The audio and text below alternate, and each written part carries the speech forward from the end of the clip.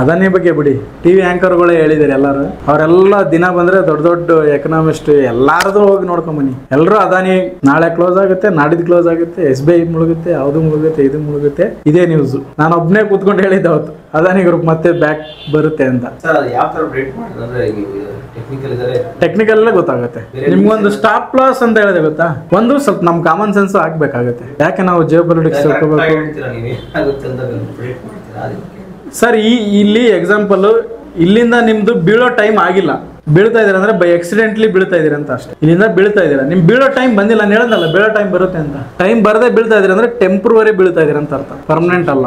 ಇದೇ ಅದರ ಅರ್ಥ ಅಷ್ಟೇ. ಎಕ್ಸಾಂಪಲ್, ನಿಮ್ ಬೀಳೋ ಟೈಮ್ ಯಾವಾಗಿದೆ, ಇನ್ನೊಂದು ವರ್ಷ ಬಿಟ್ಬಿಟ್ಟು ಇಲ್ಲಿ ಈ ಪ್ಲೇಸ್ ಅಲ್ಲಿಂದ ಬೀಳ್ತೀರಾ, ಆ ಟೈಮ್ ಬಂದಿಲ್ಲ, ಬರಕ್ ಮುಂಚೆ ಬೀಳ್ತಾ ಇದೀರ ಅಂದ್ರೆ ಬೈ ಮಿಸ್ಟೇಕ್ಲಿ ಬೀಳ್ತಾ ಇದೀರ ಅಂತ ಅರ್ಥ. ಅದು ನಿಮ್ಗೊಂದು ಏನೋ, ಇವಾಗ ಇಲ್ಲಿ ಮೇಲೆ ಹೋಗ ಹತ್ತುತ್ತಾ ಕ್ಲೈಮ್ ಮಾಡ್ತಾರೆ, ಮೇಲೆ ಹತ್ತುತ್ತಾ ಇದೀರಾ, ನಿಮ್ ಬೀಳೋ ಪ್ಲೇಸ್ ಇಲ್ಲಿಂದ ಇದೆ, ಇಲ್ಲಿಂದ ಬೀಳ್ತಾ ಇದೀರ ಅಂದ್ರೆ ಟೆಂಪ್ರವರಿ ಬೀಳ್ತಾ ಇದೀರ ಅಂತ ಅರ್ಥ. ಮತ್ತೆ ವಾಪಸ್ ಇಲ್ಲಿ ಬಂದು ಹಿಂಗೆ ಕಂಟಿನ್ಯೂ ಆಗ್ತೀರಾ, ಇದು ಟೆಂಪ್ರವರಿ. ಇದು ಅದನ್ನ ನೋಡಿ ಹೇಳಿದ್ ನಾನು. ಕರೋನಾ ಬಂದಾಗ ಅಷ್ಟೇ ವಾಪಸ್ ಯು ಶೇಪಲ್ಲಿ ಮೇಲೆ ಹೋಗುತ್ತೆ ಅಂತ ನಮ್ಗೆ ಗೊತ್ತಿತ್ತು ಕರೋನಾ ಬಂದಾಗ. ಅದಕ್ಕೆ ನಾವು ಜಾಸ್ತಿ ಇನ್ವೆಸ್ಟ್ಮೆಂಟ್ ಮಾಡಿ ಕರೋನಾದಲ್ಲಿ. ಬಟ್ ಸೆಲ್ ಬೈ ಮಾಡಿದೀವಿ, ಜಾಸ್ತಿ ಅಮೌಂಟ್ ಮಾಡಿರೋದೇ ಕರೋನಾದಲ್ಲಿ. ಇಲ್ಲ ನಾರ್ಮಲ್ ಮೇಲೆ ಕೆಳಗಡೆ 7,000 ಸಮಥಿಂಗ್ ಬಂದ ಮೇಲೇನೆ ಹೋಗ್ತಾ ಇದೆ. ಅವಾಗ ಸೆಂಟ್ರಲ್ ಫಾಲ್ ಆಗ್ತಾ ಇತ್ತು ಅಷ್ಟೇ. ನಿಫ್ಟಿ ಅದು ಬೀಳೋ ಟೈಮ್ ಬಂದಿರಲಿಲ್ಲ.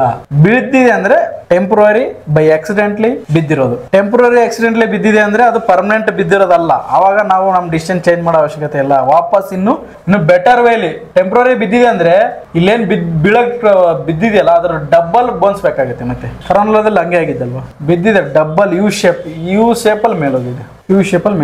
ಓವರಾಲ್ ಚಾರ್ಟ್ ಹೋಗಿ ನೋಡಿದ್ರೆ ಇಲ್ಲಿ ಬಂದ್ಬಿಡ್ತು, ಯು ಶೇಪ್ ಆಯ್ತು, ಆದ್ಮೇಲೆ ಇಲ್ಲಿ ನಿಂತ್ಕೊಂತು, ನಿಲ್ಲುತ್ತಾ ಇಲ್ಲ ಕಂಟಿನ್ಯೂಟಿ ಆಗುತ್ತಾ, ಮತ್ತೆ ನೋಡಿದ್ವಿ, ಮತ್ತೆ ನಿಲ್ಲುತ್ತಾ ಇಲ್ಲ ಕಂಟಿನ್ಯೂ, ಹಿಂಗೆ ಹೋಗಿ ಮತ್ತೆ ಲೈಫ್ ಟೈಮ್ ಆಗಿ ಬ್ರೇಕ್ ಆಯ್ತು. ಅದಕ್ಕೆ ನಮ್ಮ ಒಂದು ಅದೇ ಮೇಜರ್ಲಿ ಟೈಮ್ ಪ್ರಿಡಿಕ್ಷನ್ ಇರುತ್ತೆ. ಟೈಮ್ ಪ್ರಿಡಿಕ್ಷನ್ ಯಾರು ಮಾಡಲ್ಲ. ಪ್ರೈಸ್ ಯಾವ ತರ ಇದು ಡೌನ್ ಬಂತು, ಅಪ್ ಇದು ಅದಾಯ್ತು ಇದಾಯ್ತು. ಬಟ್ ಟೈಮ್ ಪ್ರಿಡಿಕ್ಷನ್ ಬಹಳ ಇಂಪಾರ್ಟೆಂಟ್. ಪ್ಲಸ್ ಹೇಳೋದಲ್ಲ, stop loss situation stop loss ನೋಡ್ತೀವಿ ನಾವು. ಓನ್ಲಿ ಸ್ಟಾಪ್ ಲಾಸ್ ಅಲ್ಲ, ಸಿಚುವೇಶನ್. ಆ ಸಿಚುವೇಶನ್ಗೆ ಅದು ಬೀಳ್ಬೇಕಾಗಿತ್ತಾ, ಬಿದ್ದಿರೋದು ನಿಜಾನ ಫೇಕಾ ಅದು ಗೊತ್ತಾಗುತ್ತೆ. ಈ ಎಕ್ಸಾಂಪಲ್ ಒಂದು ಸ್ಟಾಕ್ ಕೆಳಗಡೆ ಬಂತು, ಸ್ಟಾಪ್ ಲಾಕ್ ಇಂದ ಕೆಳಗಡೆ ಬಂತು, ಇದು ಫೇಕಾ ಒರಿಜಿನಲ್ ಅಂತ ಐಡೆಂಟಿಫೈ ಮಾಡಿ. ಫೇಕ್ ಇದ್ರೆ ಕರೆಕ್ಟ್ ಆಗಿದ್ರೆ ಕಂಟಿನ್ಯೂ ಬೀಳುತ್ತೆ, ಫೇಕ್ ಇದ್ರೆ ವಾಪಸ್ ರಿವರ್ಸ್ ಆಗುತ್ತೆ. ಸಿಂಪಲ್. ಈ ಲೈನ್ ಕೆಳಗಡೆ ನಿಮ್ದೊಂದು ಕ್ಯಾಂಡ್ಲಿಕ್ ಪ್ಯಾಟರ್ನ್ ಆಗ್ಬಿಟ್ಟು ಮೇಲೆ ಹೋಯ್ತು ಅಂದ್ರೆ ಅದು ಟೆಂಪ್ರವರಿ ಬಿದ್ದಿರುತ್ತೆ. ಈ ಲೈನ್ ಕೆಳಗಡೆ ಕಂಟಿನ್ಯೂ ವಾಪಸ್ ಹೋಗಿ ಬರ್ತಾ ಇದೆ, ಕೆಳಗಡೆ ಕಂಟಿನ್ಯೂ ಆಗುತ್ತೆ. ನೀವು ಡೈಲಿ ಅದನ್ನ ಏನೋ ಗೊತ್ತಾಗ ಪ್ರಾಕ್ಟೀಸ್ ಮಾಡ್ಬೇಕು. ನೀವು ಪ್ರಾಕ್ಟೀಸ್ ಬಿಟ್ಟಿರ್ತಾರೆ.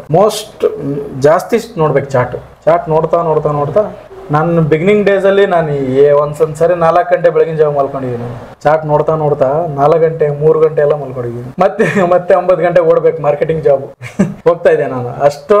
ಅಷ್ಟು ಲೆವೆಲ್ಗೆ ನಾವು ಎಕ್ಸ್ಟ್ರೀಮ್ ನಮ್ಗೆ ಇಂಟ್ರೆಸ್ಟ್ ಇತ್ತು. ಓಕೆ, ಅದನ್ನೇನು ನೀವು ಹಂಗೆ ಮಾಡ್ಬೇಕಂತೇನಿಲ್ಲ, ನಮ್ಗೆ ಹುಚ್ಚೋದು ಅಷ್ಟಿತ್ತು, ಹುಚ್ಚು ಆ ಲೆವೆಲ್ಗೆ ನೋಡ್ತಾ ಇದ್ವಿ. ಬಟ್ ಅವಾಗೆಲ್ಲ ಆಪ್ಷನ್ಸ್ ಕಡಿಮೆ, ಸ್ಟಾಕ್ಸ್ ಎಲ್ಲಿ ಹುಡ್ಕೋದು ಅದು ಇದು ಅವೈಲೇಬಿಲಿಟಿ ಕಮ್ಮಿ ಇತ್ತು. ಇವಾಗ ಯಾರಾದ್ರೂ ಹೇಳ್ತಾರೆ, ಸೋಷಿಯಲ್ ಮೀಡಿಯಲ್ಲಿ ಹೇಳ್ತಾ ಇರ್ತಾರೆ, ಅಲ್ಲಿ ಹೇಳ್ತಾರೆ, ಇಲ್ಲಿ ಇರ್ತಾರೆ, ವೆಬ್ಸೈಟ್ ಇದೆ, 100 ವೆಬ್ಸೈಟ್, ಮನಿ ಕಂಟ್ರೋಲ್ ಒಂದೇ ವೆಬ್ಸೈಟ್. ಇವಾಗ ಅವೈಲೇಬಿಲಿಟಿ ಜಾಸ್ತಿ ಇದೆ, ನಾವು ಸೆಟಪ್ ಮಾಡ್ಕೋಬಹುದು. ಇವಾಗೆಲ್ಲ ಈಸಿ ಇದೆ, ನೋಡಬಹುದು ಆರಾಮಾಗಿ ಕುತ್ಕೊಂಡು. ಅಟ್ಲೀಸ್ಟ್ ಒಂದು 50 ಚಾರ್ಟ್ ಅವರು ನೋಡ್ಬೇಕು ನೀವು. ಕಂಟಿನ್ಯೂ ಡೈಲಿ ಆಗಿಲ್ಲ ಅಂದ್ರೆ ಅಟ್ಲೀಸ್ಟ್ ನಿಮ್ಗೆ ಯಾವ ಟೈಮ್ ಸಿಗುತ್ತೆ, ಅಟ್ಲೀಸ್ಟ್ ವಾರದಲ್ಲಿ 3 ದಿವಸ ಚಾರ್ಟ್ ನೋಡ್ಬೇಕು. ಏನಾದ್ರು ಹೊಸದು ಏನಾದ್ರಲ್ಲಿ ಏನ್ ಸಿಗ್ತಾ ಇದೆ, ಏನ್ ಪ್ಯಾಟರ್ನ್ ರೆಡಿ ಆಗ್ತಾ ಇದೆ ಅಂತ ನೋಡ್ಬೋದು. ನೋಡ್ತಾ ಪ್ರಾಕ್ಟೀಸ್ ಬರೋದದು, ಇಲ್ಲಾಂದ್ರೆ ಬರಲ್ಲ. ಅಂದ್ರೆ ಎಕ್ಸ್ಪರ್ಟ್ ಲೆವೆಲ್ಗೆ ಹೋಗ್ಬೇಕಂದ್ರೆ ಹೇಳ್ತಾ ಇರೋದು. ನಾರ್ಮಲ್ ಆಗಿ ಓಕೆ, ಎಕ್ಸ್ಪರ್ಟ್ ಲೆವೆಲ್ಗೆ ಹೋಗ್ಬೇಕಂದ್ರೆ ಜಾಸ್ತಿ ನೋಡ್ಬೇಕು ನೀವು. ಚಾರ್ಟ್ ನೋಡಿದ್ರೆ ಗೊತ್ತಾಗುತ್ತೆ. Vision clear. ಸಿಮೆಂಟು, ಮೆಟಲ್ಲು ಎಲ್ಲ ಇವಾಗ ಎವರ್ ಗ್ರೀನ್. ಪವರು ಮತ್ತೆ ಅಗ್ರಿಕಲ್ಚರ್ ಇವಾಗ ಚೆನ್ನಾಗಿ ಹೋಗ್ತಾ ಇದೆ, ನೋಡಿರ್ಬೇಕು ನೀವು. ರ್ಯಾಲೀಜು ಅವೆಲ್ಲ ಅಗ್ರಿಕಲ್ಚರು. ಆಲ್ಕೋಹಾಲ್ ಅಂತೂ ಎನಿ ಟೈಮ್. ಎಣ್ಣೆ ಅಂತೂ ಯಾವಾಗಾರ ಹಾಕೊಳ್ಳಿ, ಯಾವಾಗನ ಹಾಕೊಳ್ಳಿ. ಯುನೈಟೆಡ್ TI, ಇದನ್ನು ಯೂಟ್ಯೂಬ್ ಅಲ್ಲಿ ಒಂದು ವಿಡಿಯೋ ಮಾಡಿದ್ರ ಬಗ್ಗೆ, TI ಬಗ್ಗೆ. ಎಣ್ಣೆ ಬೇಕು ಅಣ್ಣ ಅಂತ ನೋಡಿಲ್ಲ ನೋಡಿ. ಓಕೆನಾ, ಇದು TI 3 ಸ್ಟಾಕ್ ಇದೆ. TI ನನ್ಗನ್ಸ್ಬಿಟ್ಟು ಒಂದು 90 ರೂಪಾಯಿ ಅನ್ಸುತ್ತೆ ಯೂಟ್ಯೂಬ್ ಅಲ್ಲಿ ಮಾಡಿದಾಗ. TI ಎಣ್ಣೆ ಸ್ಟಾಕ್ ನೋಡಿದ್ರೆ ಇದ್ರಲ್ಲಿ ಒಂದು ಅಬ್ಸರ್ವ್ ಮಾಡಿದ್ರೆ ಎಲೆಕ್ಷನ್ ಟೈಮ್ ಅಲ್ಲಿ ಏನ್ ಅಬ್ಸರ್ವ್ ಮಾಡಿದ್ರಿ ಹೇಳಿ? ಯುನೈಟೆಡ್ ನಾನು ಗ್ರೂಪ್ ಅಲ್ಲಿ ಹಾಕಿದ್ದೆ, ಉಲ್ಟಾ ಮೇಲೆ ಹೋಗ್ತಾ ಇತ್ತು. ಎಲ್ಲ ಸ್ಟಾಕ್ ಫಾಲ್ ಆಗ್ತಾ ಇದ್ರೆ ಇದನ್ನ ಮೇಲೆ ಹೋಗ್ತಾ ಇತ್ತು. ಅದಕ್ಕೆ ಎಕ್ಸಾಂಪಲ್ ಹಾಕಿದ್ದೆ, ಸೋತಿರೋರು ಕುಡಿತಾರೆ, ಗೆದ್ದಿರೋರು ಕುಡಿತಾರೆ. ಅದಕ್ಕೆ ಎಣ್ಣೆ ಸ್ಟಾಕ್ ಮೇಲೆ ಹೋಗಿ. ಯಾಕೆ ಯಾವಾಗ್ಲೂ ಎವರ್ ಗ್ರೀನ್ ಅಂದ್ರೆ ಎಣ್ಣೆ ನೀವು ದುಃಖದಲ್ಲಿದ್ದಾಗ ನೀವು ಲಾಸ್ ಆದ್ರೆ ಕುಡಿತೀರಾ, ಇಲ್ಲ ಪ್ರಾಫಿಟ್ ಬಂದ್ರೆ ಕುಡಿತೀರಾ. ಅದಕ್ಕೆ ಯಾಕಂದ್ರೆ ಇದು ಬೇರೆ ಎಕ್ಸ್ಪೋರ್ಟ್ ಆಗುತ್ತೆ ಬೇರೆ ಬೇರೆ ಕಂಟ್ರಿಗಳಿಗೆ. ಮೋಸ್ಟ್ ಆಫ್ ದಿ ನೋಡಿಬಹುದು ನೀವು, ಕೆನಡಾ, UK ಅಲ್ಲ, UK ಯಾರಿದಾರಲ್ಲ ಇವಾಗ ಪ್ರೆಸಿಡೆಂಟ್ ಯಾರಿದ್ದಾರೆ UK? ಸುನಕ್ ನಾರಾಯಣ ಮೂರ್ತಿ ಅವ್ರ ಅಳಿಯ ಇವ್ರದ್ದು ಎಲೆಕ್ಷನ್ ಇದೆ ಇವಾಗ. ಅವ್ರ ಪ್ರೆಸಿಡೆಂಟ್ ಎಲೆಕ್ಷನ್ ಇನ್ನೊಂದು 6 ತಿಂಗಳು ಬಿಟ್ಟಿರ್ಬೇಕಿತ್ತು, ಮೊದಲೇ ಮಾಡಿ ಇದು ಮಾಡಿದ್ದಾರೆ, ಅನೌನ್ಸ್ ಮಾಡಿದ್ದಾರೆ. ಇವ್ರಿಗೆ ಅಗೇನ್ ಗೆದ್ದು ಬಂದು ನಮ್ಮ ಇಂಡಿಯಾ ಜೊತೆ ಫ್ರೀ ಅಗ್ರಿಮೆಂಟ್ ಒಂದಿರುತ್ತೆ. ಅದೇನಾನ ಅಗ್ರಿಮೆಂಟ್ ಆದ್ರೆ ಯುನೈಟೆಡ್ ಸ್ಟಾಕ್ ನಿಮ್ಗೆ ಡಬಲ್ ಆಗೋಗುತ್ತೆ. ಜನರಲಿ ಆಗುತ್ತೆ. ಹಾ ಹೇಳ್ತಾ ಇದಾರೆ.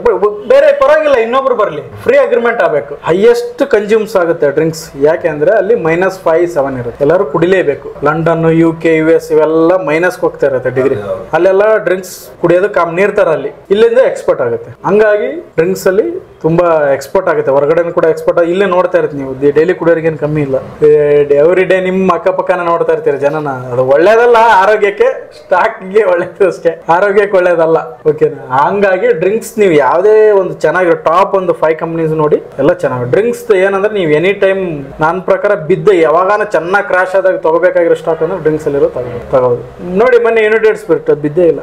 ಅದೇ ಮೊನ್ನೆ ನಾನು ಮೇ ಬಿ ಯಾವ್ದೊಂದು ರೀಲ್ಸ್ ಅಲ್ಲಿ, ಇನ್ಸ್ಟಾಗ್ರಾಮ್ ರೀಲ್ಸ್ ಅಲ್ಲಿ ಹೇಳಿದ್ದೆ, ಟೈರ್ ಸೆಕ್ಟರ್ EV ಬರ್ಲಿ, ಪೆಟ್ರೋಲ್ ಇರ್ಲಿ, ಡೀಸೆಲ್ ಇರ್ಲಿ, ಎಥನಾಯಿಲ್ ಬರ್ಲಿ, ಹೈಡ್ರೋಜನ್ ಬರ್ಲಿ, ಏನೇ ಬಂದ್ರು ಟೈರ್ ರಬ್ಬರ್, ಅದೇ ಟೈರೇ ಬೇಕು. ಅದಕ್ಕೆ ರಿಪ್ಲೇಸ್ ಇಲ್ಲ.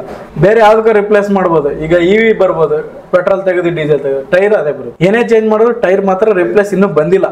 ಬಂದ್ರು ಎಷ್ಟೋ ವರ್ಷ ಟೈಮ್ ತಗೊಳುತ್ತೆ ಅದನ್ನ ಇಂಪ್ಲಿಮೆಂಟ್ ಮಾಡಕ್ಕೆ. ನಮ್ಗೆ EVನೇ ಇವಾಗ ಇಂಪ್ಲಿಮೆಂಟ್ ಮಾಡಕ್ಕೆ ನಾವು ಟೈಮ್ ತಗೊಳುತ್ತೆ. ಸಡನ್ ಆಗಿ ಯಾವ್ದು ಆಗಲ್ಲ ಸರ್. ನಾವ್ ಹಂಗ ಅನ್ಕೊಂಡೆ ಅಷ್ಟೇ. ಸಡನ್ ಆಗಿ ಫಾಲ್ ಆಯ್ತು, ಸಡನ್ ಆಗಿ ಏನೋ ಆಯ್ತು, ಆಗ್ಬಿಡುತ್ತೆ, ಹಂಗಾಗ್ಬಿಡುತ್ತೆ. ಎದರದೇ ಎಫೆಕ್ಟ್ ಆಗ್ಲಿ ಸಡನ್ ಎಫೆಕ್ಟ್ ಇರಲ್ಲ. ಅದು ಆ ಟೆಂಪರರಿ ಟೈಮ್ ಸಡನ್ ಎಫೆಕ್ಟ್ ಅಷ್ಟೇ. ಆಮೇಲೆ ಎಲ್ಲ ಅನಲೈಸ್ ಮಾಡುತ್ತೆ ಮಾರ್ಕೆಟ್, ಯಾಕೆ ಏನು ಎತ್ತ ಅಂತ. ಆಮೇಲೆ ವಾಪಸ್ ರಿಕವರಿ ಆಗುತ್ತೆ. ಸಡನ್ ಎಮೋಷನಲ್ ಆಗಿ ಫಸ್ಟ್ ಏನೋ ಬೀಳುತ್ತೆ, ಆಮೇಲೆ ಎಮೋಷನಲ್ ಆಗಿ ಬೀಳಲ್ಲ. ಅನಲೈಸ್ ಆಗಿ ಮತ್ತೆ ವಾಪಸ್ ಹೋಗುತ್ತೆ ಮಾರ್ಕೆಟ್. ಓಕೆ, ಮಾರ್ಕೆಟ್ ಬಗ್ಗೆ ಕಾನ್ಫಿಡೆಂಟ್ ಇಟ್ಕೊಳ್ಳಿ, ಮಾರ್ಕೆಟ್ ಬಗ್ಗೆ ನಂಬಿಕೆ ಇಟ್ಕೊಳ್ಳಿ.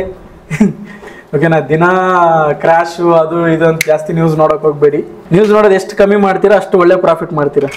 ನ್ಯೂಸ್ ನೋಡೋದು ಕಮ್ಮಿ ಇಟ್ಕೊಳ್ಳಿ ಅಷ್ಟೇ, ಬೇರೆ ಏನಿಲ್ಲ.